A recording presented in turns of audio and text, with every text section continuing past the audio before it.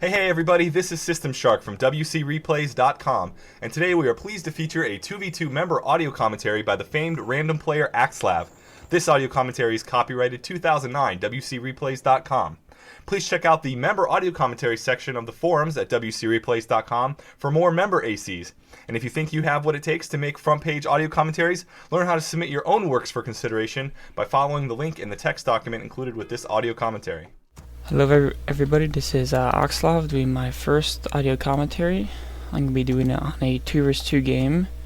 It'll be me and Strife against Grubby and Happy. So once you get that queued up to the 130 mark at 1x speed, from my viewpoint with Fog of War on.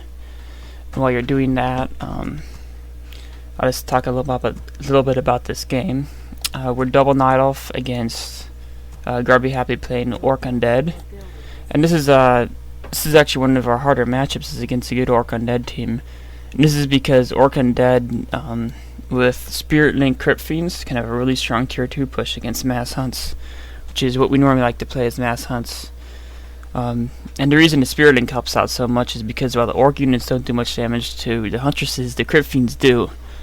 And when you're microing in that fight, the Crypt Fiends are the ones that do the damage, and the Orc units are tough to kill. So you really want to put your Huntresses on those Crypt Fiends. But when they use Spirit Link, it effectively doubles those Crypt Fiends' hit points, because the Orc units are going to be really tough to kill anyway. And they're going to be taking a lot of that damage through the Spirit Link. And if you combine that Spirit Link with some good positioning and some slowing spells like Frost Nova or Impale or a TC stun or anything like that, it's going to be... You're going to lose a lot of Huntresses trying to kill any of those Crypt Fiends, and so it's almost an impossible fight if they play it well. Anyway, I hope you have it all queued up to the 130 mark. And then when you start this, I can sort of say what me and Strife can be doing about that, the weakness of mass hunts against Orc Undead problem.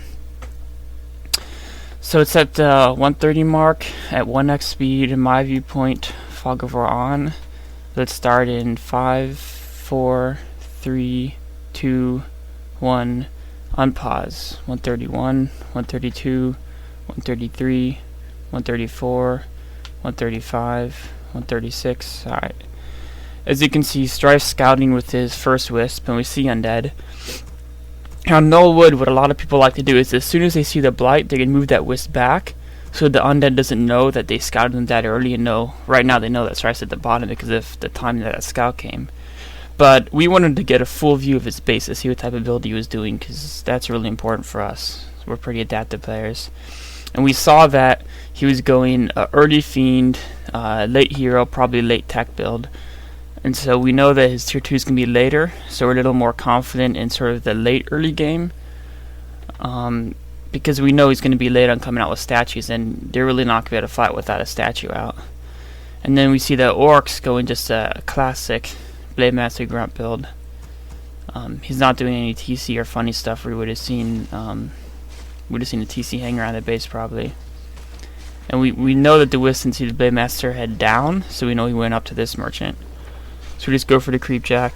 He brought a grunt out to help him creep, which you ordinarily would do, but it's kind of bad against a double Night Elf team that you're probably suspects Priestess Keeper, and the only thing Priestess Keeper can do is harass at the start. If they know that your ally is doing a late hero attack, they're not going to harass Undead at the start, because Undead's not just going to be in his base. He can't really do anything to Undead in his base. So I mean, that was pretty predictable that we'd come and get him unless we were totally clueless. So that's kind of a mistake by him to send that grunt out. It did cost Strife some of his hero's health, but a couple of Moonwell solves that for free. Meanwhile, we each got, I got all the experience, 60 experience, and tuner gold down for him, which is pretty big hit for just a Moonwell or two. So now we scared Grubby a bit, and he's probably gonna be sitting at Blade Master creep another merchant, but it'll be alone and we won't be able to do much about it. So we're looking for Happy. We have that scout wisp right by his merchant, and we know he went there, which is really good for us. He should have really gone up to Grubby's base and crept up either the green by Grubby or all the way up to that top mer camp. Because of the feed build I did to Strife, he has a lot of hunts already, and combined with Entangle, he's sure to either lose, Fiend, Hero, or at least a TP.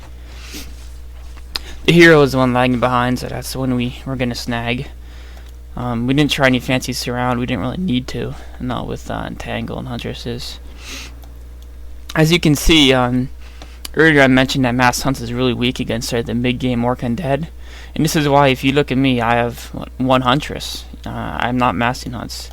We sort of got them to think we were massing hunts and we were playing aggressively. But really, I have expansion that's 3/4 way done, and my tech's about 1/4 way done. So I'm really putting all my resources into tech and expansion. I'm barely making any units early game. And the fact that I'm barely making any units early game, we're still pushing them around. Sort of a testament to how strong hunts are early, and with a little bit of weak play by them. They should be sticking together early game. If we were to mass hunts, then they wouldn't be able to fight us early game anyway, so they might as well just spread out and try to hope we don't find them. But against this build we're doing, if they stuck together, we couldn't do anything to them. I mean, we have 5 hunts against, they would have 3 grunts and 3 crypt fiends with skeleton rods, death coil, and a blade master and boots, and we couldn't really fight that if they had good positioning. But anyway, so we hit Grubby's base because Happy doesn't have a TP. We want to get some fiend kills early to take a sting out of any later fight. So Happy runs up to help Grubby out. Unfortunately, since he didn't have a TP, he had to run. We just turn around and we're going to use Entangle to kill all of his guys.